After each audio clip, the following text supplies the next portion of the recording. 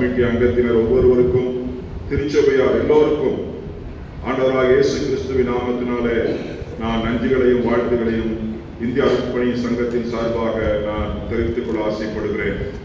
இன்றைக்கு நமக்கு கொடுக்கப்பட்டிருக்கிற தலைப்பு family sanctuary of non violence என்று சொல்லப்பட்டிருக்கிறது. அருமையானவர்களே, குடும்பம் வன்முறையற்ற சரணாலயம் என்று சொல்லப்பட்டிருக்கிறது. வாழ்விலே நாம் சில சமயங்களிலே தோற்று போவதற்கு நாம் ஆயத்தமாய் இருக்க வேண்டும். குடும்ப வாழ்வு என்பது ஒரு சாதாரண ஒரு காரியம் அல்ல. அது தலைமுறை தாங்கி இருக்கக்கூடிய ஒரு பெரிய ஒரு காரியம். நம்முடைய பாட்டி தாத்தா, கொள்ளு பாட்டி தாத்தா, கொள்ளு தாத்தா என்று சொல்லி அது பெரிய பின்னணியை சார்ந்ததாக இருக்கிறது குடும்பங்கள். ஆனால் அந்த குடும்பத்தை நாம் வெற்றிகரமாக செலுத்த வேண்டும் என்றால் நாம் சில வேளைகளிலே நாம் தோற்று போவதற்கு, கணவனோ மனைவியோ பிள்ளைகளோ நாம் குடும்பத்தில் இருக்கக்கூடிய நபர்கள் தோற்று போவதற்கு நாம் ஆயத்தமாய் இருக்க வேண்டும். நாம் எப்பொழுதும் குடும்பத்தில் வெற்றியடைய வேண்டும் என்று நாம் முயற்சி செய்யக்கூடாது. ஒருவர் இப்படியாக சொல்லுகிறார், நான் அம்மாவிடம் தோற்று போனால் எனக்கு அன்பு அதிகமாகும் என்று சொல்லுகிறார். இன்னொருவர் சொல்லுகிறார், நான் என் அப்பாவிடம் தோற்று போனால் எனக்கு அறிவு மேன்மை கிடைக்கும் என்று சொல்லுகிறார். இன்னொருவர் சொல்லுகிறார், இதை நீங்கள் ஒத்துக்கொள்கிறீர்களா தெரியாது, நான் என் மனைவியிடம் தோற்று போனால் எனக்கு மகிழ்ச்சி ரெட்டிப்பாய் இருக்கும் என்று சொல்லுகிறார். இன்னொருவர் சொல்லுகிறார், நான் பிள்ளையிடம் தோற்று போனால் நான் என்னுடைய பாசம் பன்மடங்கு ஆகும் என்று சொல்லுகிறார். இன்னொருவர் சொல்லுகிறார், என் சொந்தங்களிடம் நான் தோற்று போகும் பொழுது என்னுடைய உறவு பல மடங்காகும் என்று சொல்லப்படுகிறார். இன்னொருவர் சொல்லுகிறார், நண்பனிடம் நான் தோற்று போனேன், என்னுடைய நட்பு உறுதிப்பட்டது என்று சொல்லுகிறார். ஆம் அருமையானவர்களே, சில வேளைகளே நாம் குடும்ப வாழ்விலே இதை நாம் ஒரு சரியான நிலைமையிலே கண்ணோக்கி பார்க்க வேண்டும். குடும்ப வாழ்விலே அடிக்கடி வரக்கூடிய காரியம் கோபம் அல்லவா? கோபம் ஒரு வேதியியல் மாற்றம். கோபத்திற்கு யாரும் விதிவிலக்கானவர்கள் அல்ல. இயேசு கிறிஸ்துவே என்ன பண்ணினார்? கோபப்பட்டார் அல்லவா? நம்ம அட்வான்டேஜ் எடுத்துக்கொண்டு கோபம் வேதியியல் மாற்றம். அது மூளையில் தோன்றி மறைய 90 வினாடி ஆகும் என்று சொல்லப்பட்டிருக்கிறது. மூளையில் தோன்றி அந்த கோபம் மறைவதற்கு 90 வினாடி ஆகும். அந்த நேரத்தில் நாம் பேசும் வார்த்தைகள் தான் என்ன ஆகிவிடுகிறது? வன்முறையாக அது மாற்றப்படுகிறது. இதை நன்றாக புரிந்து கொள்ள வேண்டும் அருமையானவர்களே. சாங்சுரி என்றால் சண்டை இல்லாத இடம் என்று அர்த்தம் அல்ல, பிரச்சனை இல்லாத இடம் என்று அல்ல. சாங்சுரி என்றால் பயமில்லாத இடம் அல்லவா? முதுமலை வைல்ட் லைஃப் சாங்சுரி என்று சொல்லப்படுகிறது. நீங்க போய் பார்த்தீர்கள் என்றால் அந்த எல்லா பறவை மிருகங்கள் எல்லாம் சந்தோஷமாக இருக்கிறது, பயமில்லாமல் இருக்கிறது அல்லவா? கூண்டிலே போட்டு அதை என்ன பண்ணுவதில்லை, அடைத்து வைத்து ஆளுகை செய்வதில்லை, சுதந்திரமாக அங்கு இருக்கிறதை பார்க்கிறோம். அது மாத்திரமல்ல, அது பயமில்லாத இடம். ஒருவர் தவறு செய்தாலும் விழுந்தாலும் காயப்பட்டாலும் அங்கே பாதுகாப்பாக இருக்க முடியும் என்கிற ஒரு நம்பிக்கையுள்ள இடம் என்று சொல்லப்படுகிறது.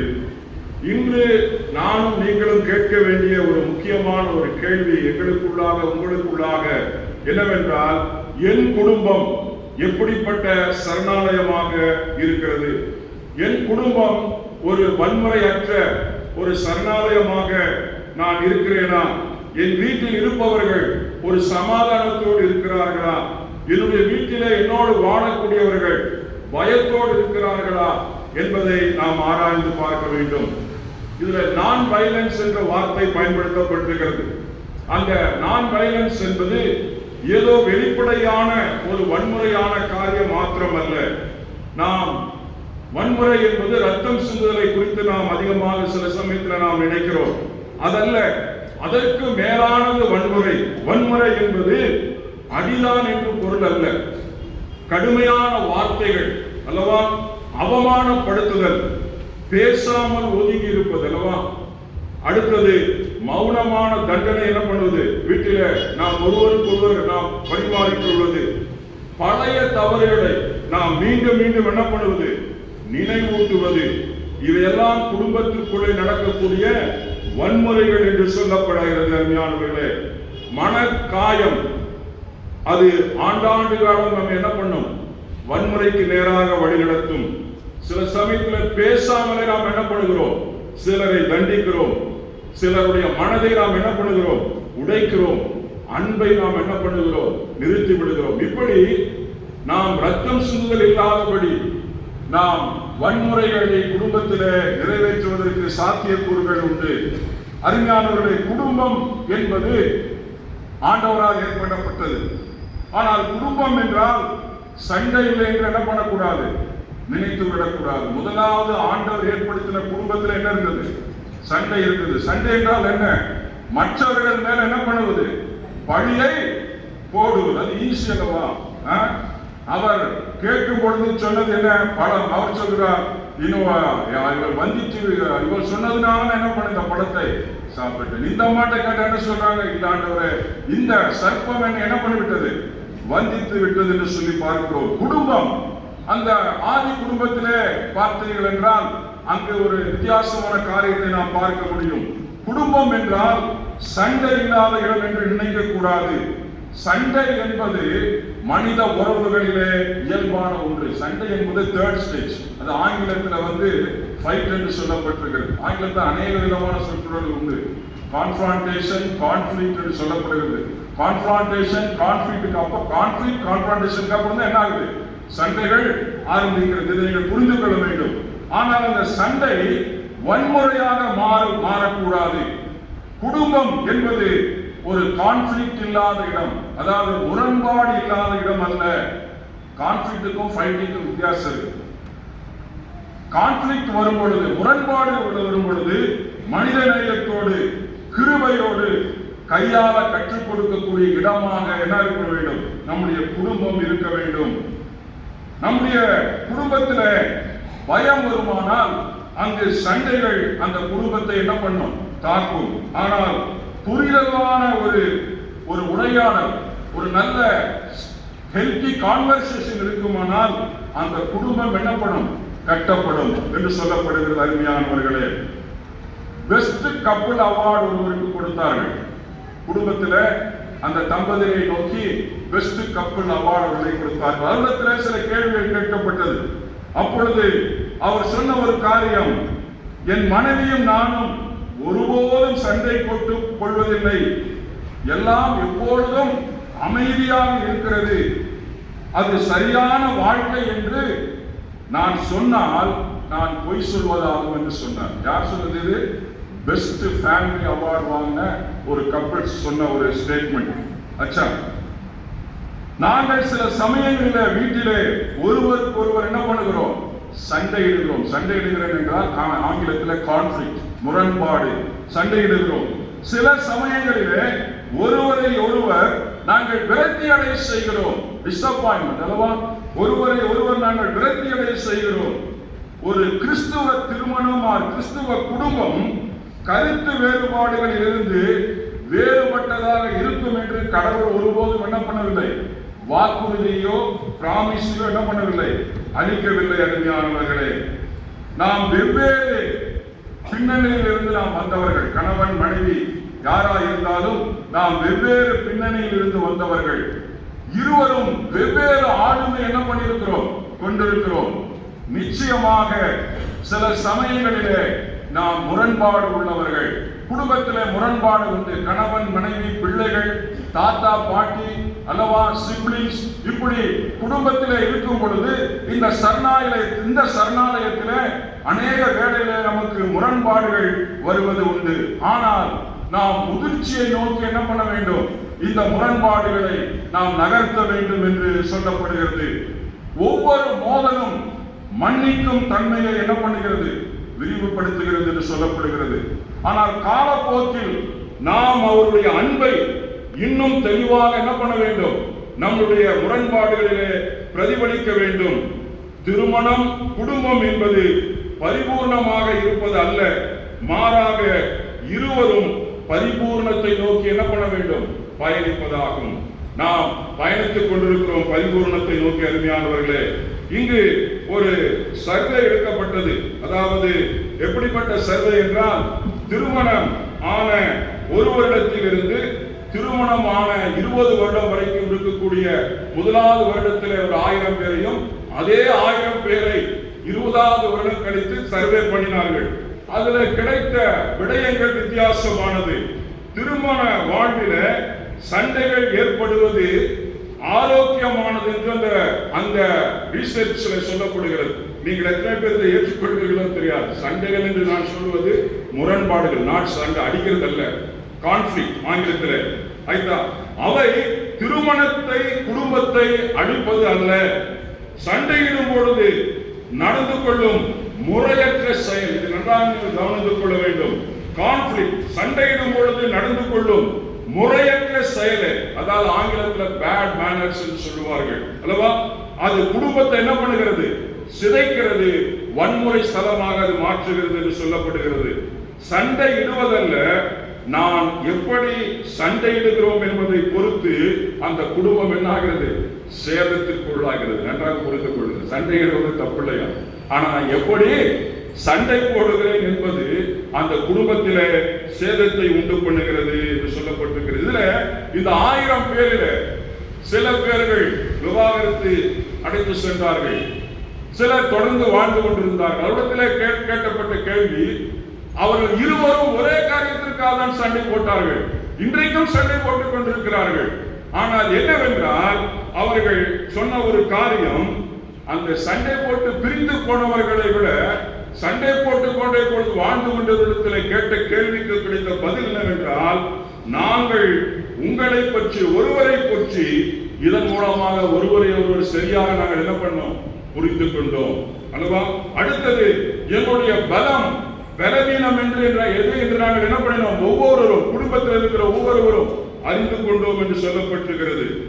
எங்களுடைய எல்லை, என்னுடைய கோபத்தினுடைய காரணி, ஆங்கிலத்தில் டிகர் என்று சொல்வார்கள் அல்லவா?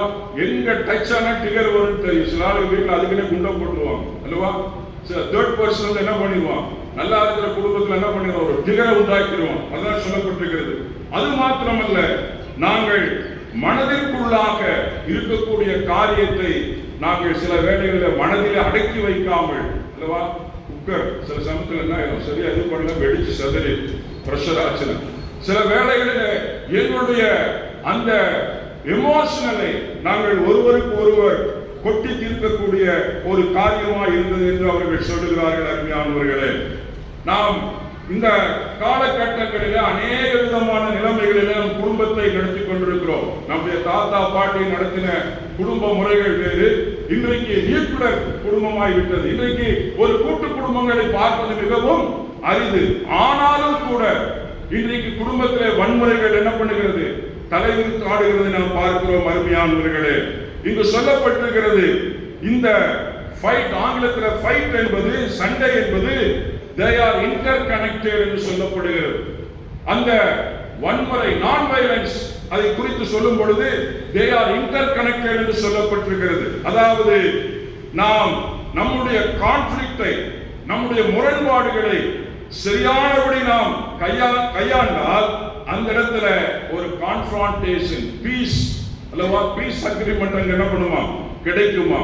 ஆனால் முரண்பாடுகளை நாம் சரியாக கையாளாமல் போனால் அந்த இடத்துல வன்முறை உள்ள குடும்பமாக அது மாறும் என்று சொல்லப்பட்டிருக்கிறது. முரண்பாடு, அதாவது கான்ஃபிளிக்ட் என்பது இயல்பானது, இட் இஸ் நேச்சுரல். முரண்பாட்டை தவிர்க்க முடியவே முடியாது. முரண்பாட்டை தவிர்க்க முடியாது. ஆதியில இருந்த குடும்பத்தை நினைத்து பாருங்கள். அங்கு அந்த பழியை ஒருவர் மேல என்ன பண்ணுகிறார்கள்? போடுகிறார்கள். ஆண்டவர் கூட அதை என்ன பண்ணவில்லை? பெரிதாக எடுத்துக்கொள்ளவில்லை. அவர் எதிர்பார்த்தது ஹானஸ்ட். அதுதான் குற்றத்தை, தவறுகளை செய்தவர்கள் அதை ஒத்துக்கொள்ள வேண்டும். முரண்பாட்டை தவிர்க்க முடியாது. முரண்பாடு எப்படி வருகிறது? கான்ஃபிளிக்ட். நம்முடைய கருத்து, என்னுடைய கருத்து உங்களுடைய கருத்து, என்னுடைய ஆசை உங்களுடைய ஆசை, என்னுடைய எதிர்பார்ப்பு உங்களுடைய எதிர்பார்ப்பு, என்னுடைய உணர்வுகளுக்கு இருக்கக்கூடிய வேறுபாடு, அது பாவம் அல்ல, அது மனித உறவுகளிலே இயல்பானது. We have a individual என்னது personality. We are not the same. அல்லவா? நாம் எல்லோரும் ஒரே மாதிரி இருந்தால் அந்த உலகம் நன்றாக இருக்காது. இனத்திலே உடையிலே, நிறத்திலே, பேச்சிலே, தோற்றத்திலே, நம்முடைய குண அதிசயங்களிலே நாம் எல்லோரும் வேறுபட்டவர்கள். ஆனால் நாம் குடும்பமாக ஒரு திருச்சபையாக நாம் வரும் பொழுது இங்கு நாம் என்ன பண்ணுகிறோம்? அவை மறந்து நாம் ஆண்டவரை என்ன பண்ணுகிறோம்? மகிமைப்படுத்துகிறோம். அதே போலத்தான் குடும்ப உறவுகளிலே, மனித உறவுகளிலே கருத்து முரண்பாடுகள் இயற்கையானது. அதுதான் ஆண்டவர் சொல்லுகிறார், நீ கோபம் வந்தாலும் என்ன பண்ணாத, பாவம் செய்யாது. ஆனால் பாவம் அப்படி வந்துட்டா என்ன பண்ணணுமா? சூரியன் அஸ்தி பெருக்கிறதுக்கு முன்பாக நீ என்ன பண்ணணும்?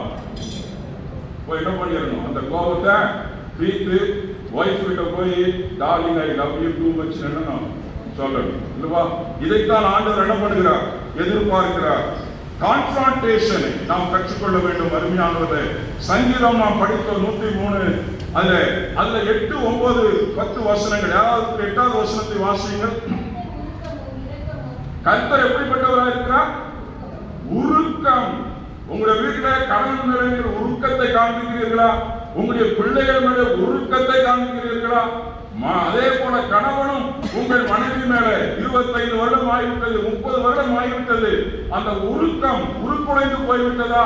இந்த நாளிலே நாம் ஆராய்ந்து பார்க்க வேண்டும். உருக்கமும் அப்படிதான் இரக்கம். குடும்பத்தில் நாம் காண்பிக்க வேண்டியது எங்க? ரோட்ல போறவங்க இல்ல. இரக்கம் எங்க காண்பிக்கணும்? மனைவி கணவன்கிட்ட காமிக்கணும், கணவன் மனைவி கிட்ட காமிக்கணும். 2 பேரும் சேர்ந்து நம்ம பிள்ளைகிட்ட சில சமயத்தில் சேட்டை பண்ணும். ஆனா நம்ம என்ன பண்ணணும்? அந்த பிள்ளைகிட்ட நம்ம என்ன பண்ணணும்? இரக்கத்தை வாசிங்க. நீடிய சாந்தமும். இட் இஸ் a medicine அல்லவா? நம்ம குடும்பத்துல வன்முறை வராமல் தடுப்பதற்கு ஆண்டவருடைய குணாதிசயங்களை நாம் சுமந்து வெளிப்படுத்த வேண்டும். ஆண்டவர் என்னுடைய பாவத்தை மன்னிக்கிறார்கள், என்னுடைய குற்றத்தை மன்னிக்கிறார்கள், என்னுடைய மீறலை மன்னிக்கும் பொழுது நான் என்னோடு கூட இந்த குடும்பத்தில் இருக்கிற ஜனங்களுடைய சில கனவீனங்களை ஆண்டவரை போல மன்னிக்க நான் என்ன பண்ண வேண்டும்? கற்றுக்கொள்ள வேண்டும். அருமையானவர்களே, இங்கு சொல்லப்பட்டிருக்கிறது. நாம் படித்த அந்த வசனத்தில் லூக்கா 15 நாம் வாசிக்கிறோம். தந்தை தவறிய மகன் 2 கேரக்டர் நாம் பார்க்கிறோம் அல்லவா? மகனிடம் முரண்பாடு இருந்ததை பார்க்கிறோம் அல்லவா? அவன் என்ன பண்ணுகிறான்? சொத்தை பிரித்துக் கொடு என்று கேட்கிறான். இன்றைக்கு குடும்பத்தில் பிரச்சனைகள் அதுதான். சில வேட்டையில நாம் எல்லாம் சம்பாதித்து விடுகிறோம், பணத்தை சேர்த்து விடுகிறோம், நாம் சொத்துக்களை குவிக்கிறோம், நல்லது. ஆனால் அந்த சொத்தினால என்ன பண்ணுகிறது? பிரச்சனைகள் வரும்போது குடும்பத்தில் என்ன பண்ணுகிறது? வன்முறை என்ன பண்ணுகிறது? தலை தூக்குகிறது. கோர்ட்டு கச்சேரி நிலவோ. சொந்த குடும்பத்துல, சொந்த தாய் தந்தை குடும்பத்துல ஒரே வயிற்றில் பிறந்த அண்ணன் தம்பி அக்கா தங்கைகள் இன்றைக்கு கோர்ட்டு படிகளிலே ஏறுவதை நாம் பார்க்கிறோம். ஆனால் இங்கு அந்த தந்தை அதை எப்படியாக அதை பார்க்கிறார் பாருங்கள். மகனிடம் இருக்கிற முரண்பாடு இருந்தது. ஆனால் தந்தை என்ன பண்ணவில்லை? சண்டை போடவில்லை. அன்போடு என்ன பண்ணினார்? அந்த முரண்பாடு என்ன பண்ணினார்? எதிர்கொண்டார். இதுல 3 கேரக்டர் இருக்குது. அவன் இன்னொருத்த பையன் வந்து சொல்றான், என்னப்பா நீ உனக்கு அறிவே இல்லையா? அப்படிதான் சொல்ற மாதிரி இருக்குது. நான் அவன் கூட உத்தமமா உண்மையா எல்லா காரியத்தையும் செய்ய வீட்டுல நான் எல்லாத்துக்கும் என்ன பண்ணேன்? 100க்கு 100 கீழ்ப்படைஞ்சிருந்தேன். அவன் எல்லாத்தையும் அழிச்சுட்டு வந்துட்டான். திரும்பி அவனுக்கு என்ன பண்ணுகிற? நேசிக்கிறிய, அவனுக்கு மோதிரம் போடுறிய, அவனுக்கு வெண்வசனம் தருக்கிறிய, திரும்பி சேர்த்துக்கிறிய. It is a correct question அல்லவா? இது அவன் கேட்கிறது நியாயம் அல்லவா? அவனுக்கு ஒரு எரிச்சல் வரும். குடும்பத்துல பாருங்க எப்படிப்பட்ட எரிச்சல் வருகிறது அல்லவா? இதை நாம் யோசித்து பார்க்க வேண்டும். ஆண்டவர் ஒவ்வொரு உதாரணத்தையும் ஒரு பெரிய ஒரு காரியத்தோடு நமக்கு அங்கு விளக்கி சொல்லுகிறார். சிறிய எரிச்சல் தான். நாம் பெரிய வன்முறைக்கு போவதில்லை. அந்த சிறிய எரிச்சல், சின்ன ஜலசி நம்முடைய வாழ்வை, நம்முடைய குடும்பத்தை, நம்முடைய குடும்பத்தினுடைய எல்லா விதமான அந்த சந்தோஷத்தை என்ன பண்ணிவிடும்? மகிழ்ச்சியை அழித்து போடுவிடும். அருமையானவர்களே, அந்த தகப்பன் சொல்கிறான், எப்போது என் கூட என்ன பண்ற இருக்கிறப்ப, எப்போது என் கூட இருக்கிற அவன் இப்பொழுது என்ன எல்லாம் அழித்து போட்டு வந்திருக்கிறான். ஆனால் நான் பெத்த மகள், நீ இன்னும் வைக்கல. பெத்தாதான் அந்த பெத்த மனசே, உலகத்துல சொல்லுவாங்க பெத்த மனசு என்னவா? பெத்து. பிள்ளை மனசே கதை. நல்லா சொல்றீங்க, பரவாயில்ல. ரொம்ப ரொம்ப பயந்து சொல்றீங்க, பரவாயில்ல. இதுதான் பேரண்ட். பிள்ளைகள் புரிந்து கொள்ள வேண்டும். அண்ணன் தம்பி அக்கா தங்கி உறவுகளிலே இதை நீங்கள் புரிந்து கொள்ள வேண்டும். அது மாத்திரமல்ல அருமையானவர்களே, இங்கு சொல்லப்பட்டிருக்கிற காரியம் முக்கியமான காரியம் என்னவென்றால், முரண்பாட்டை நாம் எப்படிப்பட்ட நிலைமையில நாம் அதை எதிர்கொள்கிறோம் என்பது மிகவும் முக்கியமான ஒரு காரியம். அருமையானவர்களே, அருமையான ஒரு சகோதரன் தன்னுடைய அம்மாவுக்கு எல்லாம் பிக்ஸ் ஆயிடுச்சு, நிச்சயமெல்லாம் பிக்ஸ் ஆயிடுச்சு. திடீர்னு கல்யாணம் வேண்டாட்டார். ஏப்பா இப்படின்னு சொல்லி அம்மா கேட்டாங்க. இல்லையா, ரூம்மேட்டு சொல்லிட்டான், நீ கல்யாணம் என்ன பண்ணிக்காதடா அப்படின்னு சொல்லிட்டான். ஏன்டா அப்படின்னு கேட்டேன் அவங்ககிட்ட. அம்மா ரொம்ப லவ் பண்ணி கல்யாணம் பண்ணாம்மா, அவர் வார்த்தை சொன்னான், எனக்கு என்ன ரொம்ப துக்கமாச்சு. என்ன வார்த்தை சொன்னான்டா அப்படின்னு அவங்க அம்மா கேட்டாங்க. அப்போ அந்த அம்மா சொன்ன அந்த பையன் சொன்ன காரியம், நான் லவ் பண்ணி கல்யாணம் பண்ணேன்டா. நான் தெரிஞ்சே போய் என்ன பண்ணேன், கிணத்துல போய் விழுந்துட்டேன். பால் கிணத்துல நான் தெரிஞ்சே போய் என்ன பண்ணிட்டேன், விழுந்துட்டேன்னு எனக்கு என்ன ஆச்சு. ஒரு வருஷம் கழிச்சுதான் எனக்கு என்னாச்சு தெரிஞ்சிச்சு. மனைவி முதல் மாதிரி இல்ல. அப்போ பயங்கர லவ், இப்போ லவ்வே இல்லடா. அதனால நீ தயவு செய்து என்ன பண்ணிக்காத. இல்லடா, நீ எல்லாம் லவ் பண்ணி கல்யாணம் பண்ணிட்டுடா, எங்க வீட்டுல எல்லாம் பார்த்து அரேஞ்ச் மேரேஜ்டா அப்படின்னு.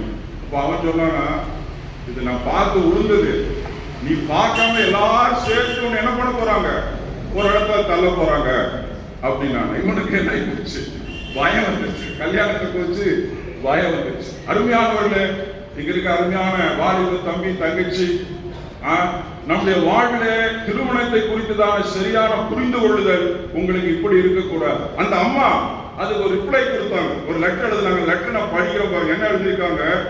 அந்த அம்மா எழுதின லெட்டர் இப்படியாக அந்த லெட்டர்ல எழுதப்பட்டிருக்கிறது என்னன்னா, உன் மனைவி என்னவா அவங்க சொல்றாங்க, எந்த சமயத்திலும் உன் மனைவியை அம்மாவோடு என்ன பண்ணிடக்கூடாது, ஒப்பிட கூடாது. மறந்து கூட உன் மனைவியோடு கூட ஒப்பிட்டு என்ன பண்ணிடாத, மனைவியோடு ஒப்பிட்டு பார்க்காது.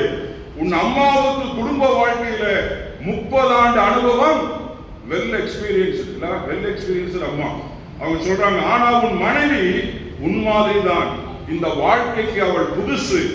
நான் உன்னை வளர்த்த மாதிரி தான் அவங்க அப்பாவும் அம்மாவும் அவளை பார்த்து என்ன பண்ணிருப்பார்கள், வளர்த்திருப்பாங்க. அவளுக்கு கொஞ்சம் ஆண்டுகள் தேவைப்படும். அதுக்கப்புறம் உன் குழந்தைக்கு அருமையான அம்மாவாக இருப்பாள். மனைவி உனக்கு அம்மா இல்லை, தோழி என்று சொல்லப்பட்டிருக்கிறது. மனைவி யாரே? தோழி. பைபிள் சொல்றதோ இல்லையோ, அந்த அம்மா சொல்றாங்க. உன் மனைவி உன்னுடன் வாழ்க்கையை பகிர்ந்து கொள்ள வந்துள்ள தோழி, அம்மா இல்லை. உன் அம்மாவுக்கு உன்னை கவனித்துக் கொள்கிறது தான் வேலை. ஆனால் உனக்கு உன் மனைவியை கவனித்துக் கொள்வதுதான் முக்கியமான வேலை. நீங்கள் 2 பேரும் ஒருத்தரை ஒருத்தர் அன்பு செலுத்துவது மிக மிக முக்கியம். மதிக்கப்பட வேண்டியவள் மனைவி. மகனே, உன் வாழ்க்கையின் ஏற்றத்தாழ்வுகள், நல்லது கெட்டது அனைத்திலும் உன் மனைவி உடனிருந்து பங்கு பெறப் போகிறவள். அவளை நீ என்ன பண்ண வேண்டும், மதிக்க வேண்டும். உன்னுடைய ஒவ்வொரு முன்னேற்ற படியிலும் அவளுடைய பங்கு உள்ளது.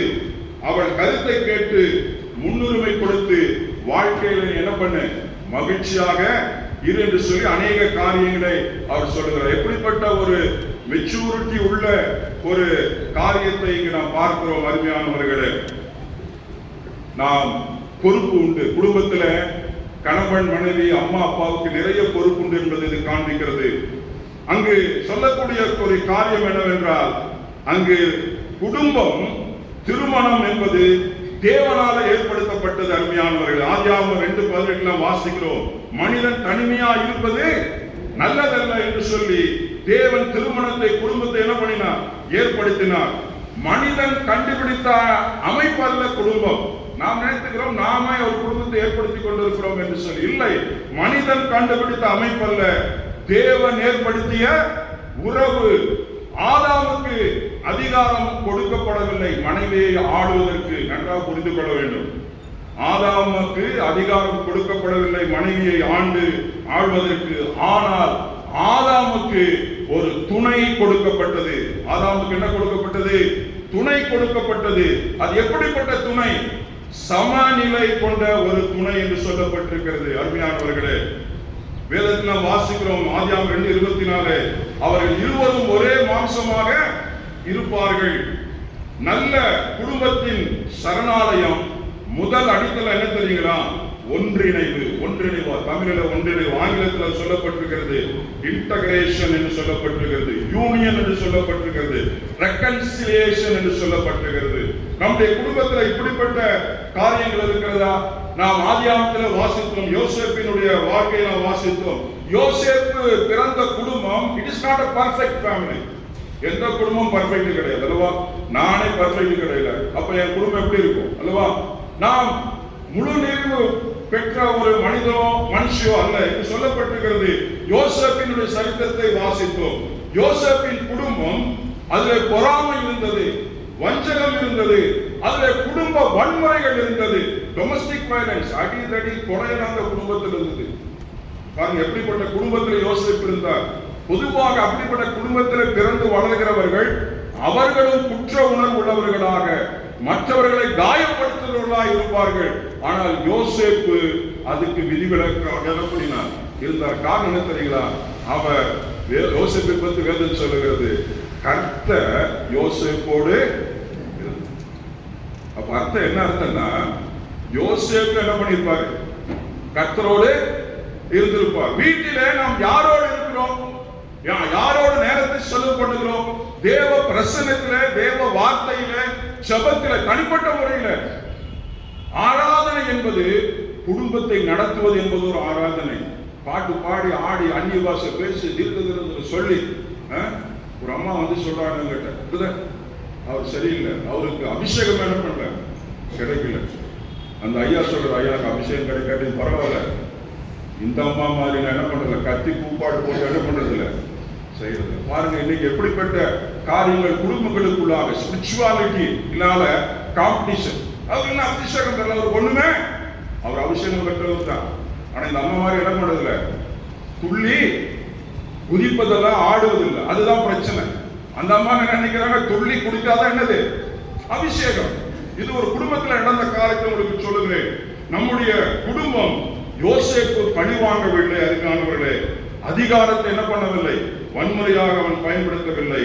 நல்ல குடும்பம், நல்ல சரணாலயம் என்பது உண்மை. அருமையானவர்களே, நம்முடைய குடும்பத்தினுடைய தவறுகளை கிருபையாலே சரி செய்யக்கூடிய பிள்ளைகளாக நாம் இருக்க வேண்டும். இன்னும் ஒரு லெட்டர் ஒரு அப்பா அவர் அம்மா அவர் பையனுக்கு எழுதுறார். ஏன்னா நம்முடைய வானிலை சில சமயத்துல நம்முடைய ஐடென்டிஃபையை நாம் என்ன பண்றதில்லை, புரிந்து கொள்வதில்லை. குழந்தையை போல, வாலிபனை போல திருமணம் ஆன பிற்பாடும் என்ன பண்ணுகிறோம், அப்படியாகவே நாம் நினைக்கிறோம். சில வேளையில சில மனைவிமார்கள் சொல்லுவார்கள், என்ன உங்க அப்பா அம்மா வளர்த்திருக்கிறாங்க, இன்னும் புத்தி அவங்களுக்கு இல்ல, என்ன ஆகிற உங்க வீட்டுல ஏதாவது அப்படி நடக்குதான்னு கேட்க வேண்டும். அச்சா, சில வேளைகளில இன்னும் அவங்க அப்பா அம்மா எப்படி என்னங்க குழந்தை மாதிரி என்ன பண்ணிருக்காங்க, கொஞ்சிறாங்க, குழந்தை மாதிரி அவங்க என்ன பண்றாங்க, வச்சுக்கிட்டு இருக்கிறாங்க. ஒரு வீட்டுல இப்படி நடந்து விட்டது. அவங்க வீட்டுல என்ன போச்சு, அவங்க கணவன் மனைவி, அவர் வீட்டுல அவங்க மனைவிக்கு என்ன பண்ணிட்டாரு, பாத்திரம்லாம் விளக்கி சுத்தப்படுத்தி சாப்பாடு வச்சாரு. இந்த அம்மா அவங்க அம்மா அந்த வீட்டுக்கு வந்திருக்காங்க. வாழ்க்கையில ஒரு நாள் கூட நம்ம வீட்டுல என் பையனை நான் என்ன பண்ணிருக்க மாட்டேன், பாத்திரம் தேய்க்க விட்டுருக்க மாட்டேன். பெரிய கான்ஃபிளிக்ட். இவர் out of token of love. அச்சா, அதுல அவர் என்ன பண்ணிட்டாரு, அந்த அம்மா வேலைக்கு போகணும், இவங்களும் வேலைக்கு போகணும்.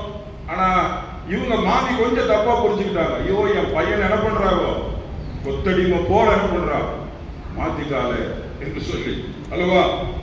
இதுல என்ன காரணம், நம்ம ஐடென்டிபிகேஷன். அதாவது சைக்காலஜில சொல்றாங்க, behaviour is influenced by number of factors என்று சொல்லப்படுகிறது.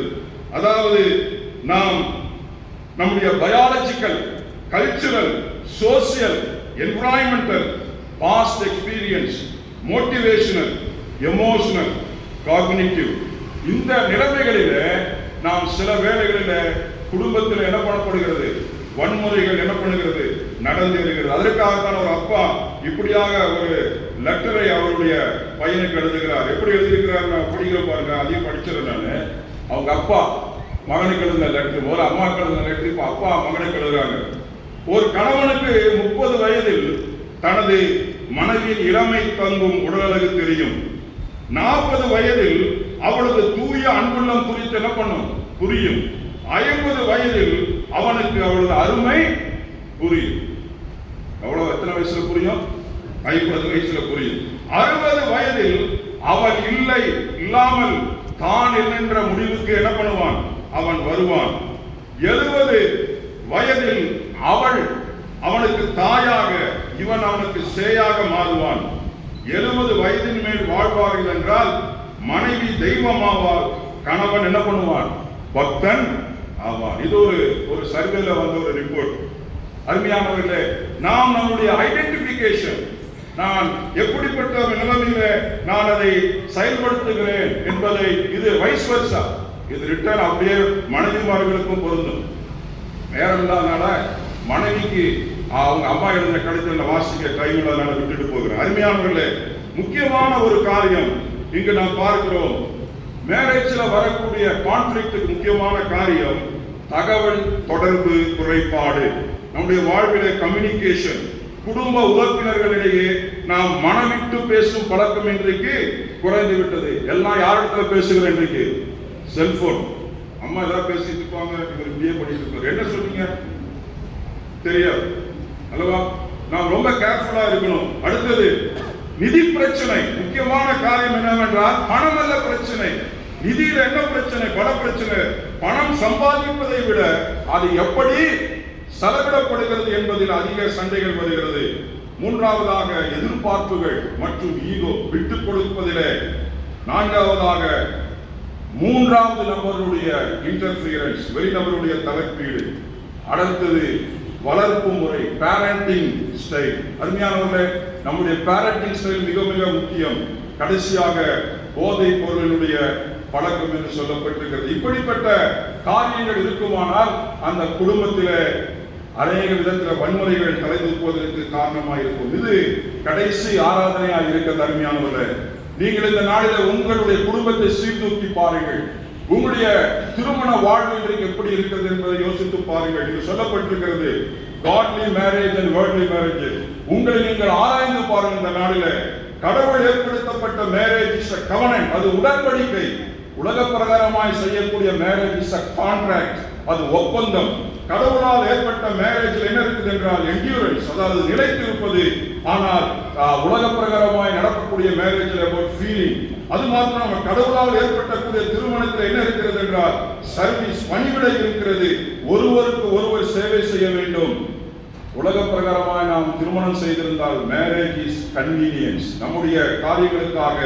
அடுத்ததாக marriage is a complementary, marriage is best one another என்று சொல்லப்பட்டிருக்கிறது. அதாவது நாம் ஒருவருக்கு ஒருவர் என்ன பண்ண வேண்டும்?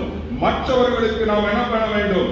நாம் அவர்களுக்கு காம்ப்ளிமெண்ட் கொடுக்க வேண்டும். ஆனால் உலக பிரகாரமாக இருக்கக்கூடிய மேரேஜ்ல marriage is finding one another. யாரோ ஒருத்தரை நாம் என்ன பண்ணுகிறோம்? தேர்ந்தெடுக்கிறோம். அருமையானவர்களே, மேரேஜ் இஸ் 100 to 100%. அதாவது அது என்ன பண்ணுகிறது? அதாவது தேவனால் ஏற்படுத்த மேரேஜ் முழு நிறைவு ஒருவருக்கு ஒருவர் கொடுக்க வேண்டும். மேரேஜ் இஸ் நாட் a 50-50 என்று சொல்லப்படுகிறது. கடைசியாக சொல்லப்பட்டிருக்கிற ஒரு காரியம், marriage is reflects on Christ love. திருமணம் என்பது ஆண்டவருடைய அன்பை வெளிப்படுத்தக்கூடிய ஒரு இடமாக, ஒரு குடும்பமாக அது இருக்க வேண்டும். ஆனால் உலக பிரகாரமாக திருமணம் என்பது பர்சனல் ஹாப்பினஸ், அதாவது சொந்த சந்தோஷத்திற்காக இந்த காரியங்கள் செய்யப்படுகிறது. அருமையானவர்களே, அதனால இந்த நாளிலே நாம் சிந்தித்து பார்ப்போம். ஒரு முக்கியமான காரியம் என்னவென்றால் ஸ்ட்ராங் ஃபேமிலி, ஸ்ட்ராங் சர்ச். நன்றாக புரிந்து கொள்ள வேண்டும். இந்த திருச்சபை என்பது ஒரு குடும்பம். இந்த குடும்பம் நன்றாக இருக்க வேண்டும் என்றால், திருச்சபை நன்றாக இருக்கும் என்றால், உங்களுடைய குடும்பமும் என்னுடைய குடும்பமும் ஸ்ட்ராங்காக இருக்க வேண்டும். சரணாலயமாக, நான் வயலன்ஸ் உள்ள குடும்பமாக இருக்குமானால் அந்த சமாதானம், அந்த காரியங்கள் இங்கு நிறைவேறும். அருமையானவர்களே, இந்த நாளில விசேஷமாக நாம் முக்கியமான ஒரு காரியத்தை நாம் மனதில் வைத்துக் கொள்ள வேண்டும். அருமையானவர்களே, இந்த நாளில முக்கியமான ஒரு தினம். இந்த தினம் குற்றமில்லா பாலகர் தினம். ஆனால் நம்முடைய வாழ்வில அநேக வேளையில் நாம் சரியான குடும்பத்தை நடத்தவில்லை என்றால், அன்றைக்கு ஏரோது ராஜா அந்த 2 வயது பிள்ளைகளை என்ன பண்ணினார்? கொலை செய்தார். ஆனால் நாம் பிறந்து 2 வயதுக்குள்ளாகிய அந்த பிள்ளைகளை என்ன பண்ணிவிடுகிறோம்? உயிரோடு என்ன பண்ணுகிறோம்? ஒவ்வொரு நாளும் என்ன பண்ணுகிறோம்? சாகடிக்கிறோம். ஏரோது ராஜா கோட்டாக சாகடிச்சார். நாம் சிந்தித்து பார்க்க வேண்டும். இந்த குற்றமில்லா பாலகர் தினத்திலே Feast of the Holy Innocent என்று சொல்லி இந்த நாளை கொண்டாடப்படுகிறது. விவிலியத்தில் மத்தேயு சுவிசேஷம் 2:16-18 சொல்லப்பட்டிருக்கிறது. அவன் குழந்தைகளை என்ன பண்ணினான்? கொலை செய்தான். இது எரேமியாவில் சொல்லப்பட்ட தீர்க்க தரிசனத்தின் நிறைவு. எரேமியா சொன்ன தீர்க்க தரிசனத்தினுடைய நிறைவாக அது நிறைவேற்றப்பட்டது அருமையானவர்களே. ஆனால் மாசில்லாத குழந்தைகள் தினமாக இது ஆசரிக்கப்படுகிறது. யோசித்து பாருங்கள். ஃபர்ஸ்ட் மாரிட்டர்ஸ் அல்லவா, முதலாவது இரத்த சாட்சிகள் புதிய ஏற்பாட்டில முதலாக 2 வயதுக்கு உட்பட்ட குழந்தைகள் இயேசு கிறிஸ்துவுக்காக என்ன பண்ணியிருக்கிறார்கள்? மரித்திருக்கிறார்கள் அல்லவா. சர்ச் ஹிஸ்டரியில பார்க்கணும்னா முதல் இரத்த சாட்சியாக மரித்தது 2 வயதுக்கு உட்பட்ட குழந்தைகள். அருமையானவர்களே, இந்த நாளிலே நம்முடைய குழந்தைகளுக்காக இந்த குழந்தை ஞானஸ்தானம் கொடுக்கப்பட்டது. அந்த குழந்தைக்கு சில பேர் வெளியே சொல்லுவாங்க, குழந்தை ஞானஸ்தானம் செல்லுமா செல்லாதான். அதெல்லாம் பிரச்சனை. காரணம் என்னவென்றால் குழந்தையின் பெற்றோர்களுக்கு பொறுப்பு இருக்கு. அதுதான் அங்கு வாக்கு கேட்கப்படுகிறது, அங்கு பிராமிஸ் கேட்கப்படுகிறது. உங்களுடைய குழந்தையை நீங்கள் சரியான நிலைமையில் என்ன பண்ண வேண்டும்? ஆண்டவருக்குள்ளாக நடத்துவதில் உங்களுடைய பொறுப்பு அதிகமாக இருக்கிறது. சபையின் பொறுப்பு என்று சொல்லி தவிர்த்து போய்விடக்கூடாது அல்லவா. நம்முடைய பொறுப்பு அந்த குழந்தையை திருச்சபையினுடைய எல்லா காரியத்திலும் நடத்தி அவனை ஆண்டவருக்குள்ளாக நடத்துவதிலே குடும்பத்தில் இருக்கிற தாய் தகப்பனுக்கு, அப்பா பாட்டி தாத்தா எல்லாருக்கும் என்ன இருக்கிறது? பொறுப்பு இருக்கிறது. நாம் கண்களை மூடி ஆண்டு நோக்கி பார்த்து நாம் ஜெபிப்போம். அருமையானவர்களே, மகா கிருபையும் அன்பின் தகப்பனே, இந்த அருமையான